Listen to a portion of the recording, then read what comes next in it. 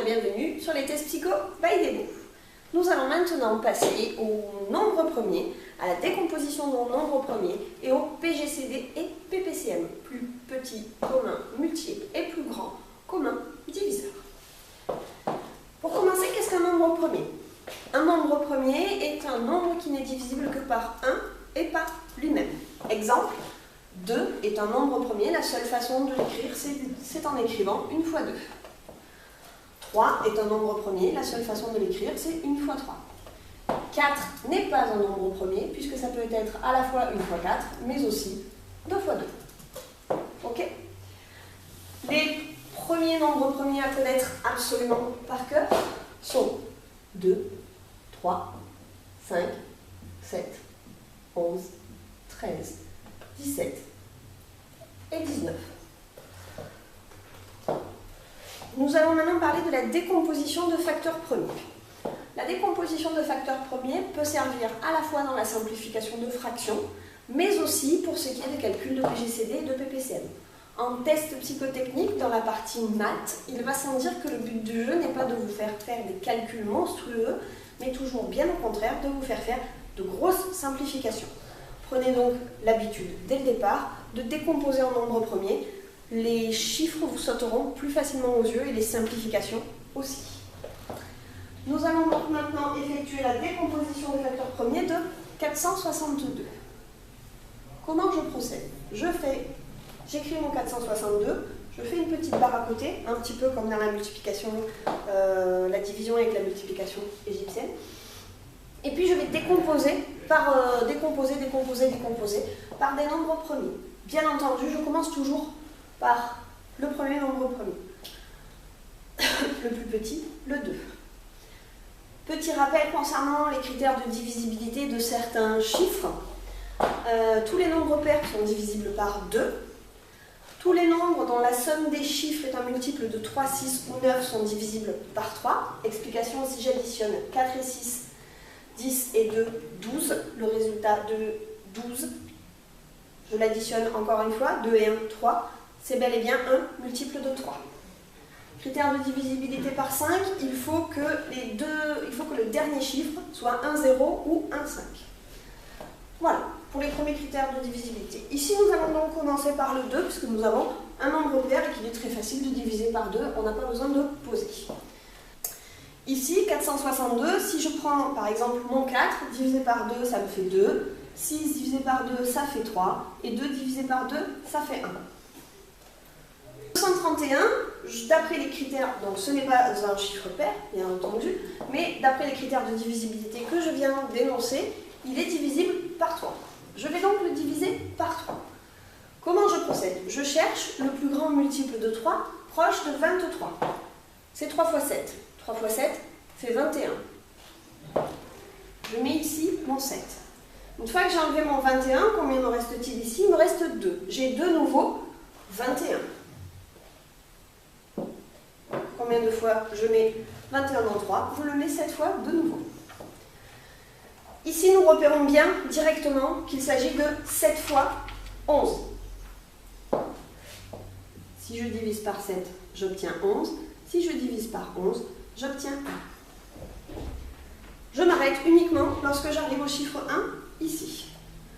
Ceci est la méthode de décomposition de facteurs premiers. L'une des méthodes de décomposition des facteurs premiers. Je vais maintenant vous montrer une autre méthode de décomposition des facteurs premiers en faisant des calculs de PGCD et PPCM. Pour commencer, je souhaite effectuer le PGCD de 60 et 48. Je vais donc effectuer une décomposition d'une autre manière afin que vous puissiez choisir votre manière selon vos préférences. Je sais par exemple que 60 c'est 6 fois 10. On est d'accord que 6 et 10 ne sont pas du tout des nombres premiers. Je vais donc continuer à décomposer chacun de ces chiffres jusqu'à ce que j'obtienne des nombres premiers. Je peux écrire 6 en écrivant 2 fois 3. 2 et 3 sont des nombres premiers. Je les entoure. Je peux écrire 10 en écrivant 5 fois 2. 5 et 2 sont bien des nombres premiers. La décomposition de 60 est donc 2 puissance 2 fois 3 fois 5. Je vais maintenant faire la même chose avec 48. 48, c'est 4 fois 12. Encore une fois, ni 4 ni 12 ne sont des nombres premiers. Je vais donc continuer ma décomposition. 4 correspond à 2 fois 2, ce sont des nombres premiers.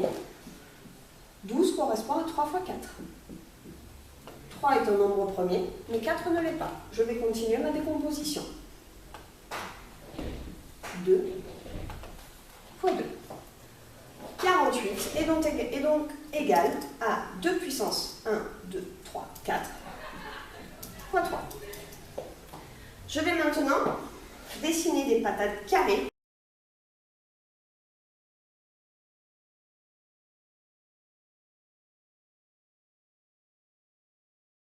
Je vais maintenant dessiner des patates carrées, juste pour une question de commodité, mais ce sont des patates dans tous les cas. Ici, nous avons la patate correspondant au chiffre 60. Ici, nous avons la patate correspondant au chiffre 48. Je vais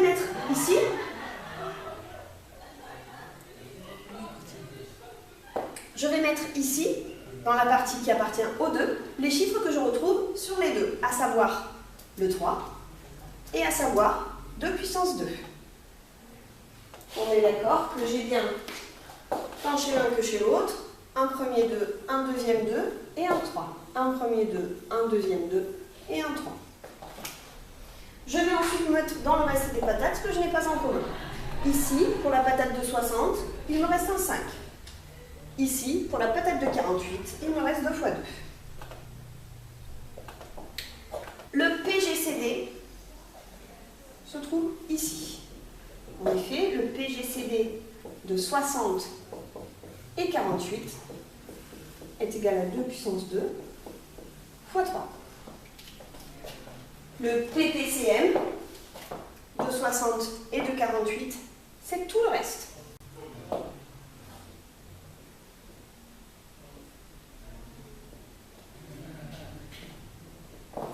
À savoir 5 fois 2 au carré fois 3 fois 2 au carré. En test psycho, ça sert dans les énoncés comme par exemple un fleuriste a 60 roses et 48 tulipes et il veut savoir combien de bouquets il pourrait réaliser avec ayant chacun des bouquets le même nombre de roses et le même nombre de tulipes. Il pourra réaliser 2 puissance 2 fois 3, c'est-à-dire 3 fois 4, 12.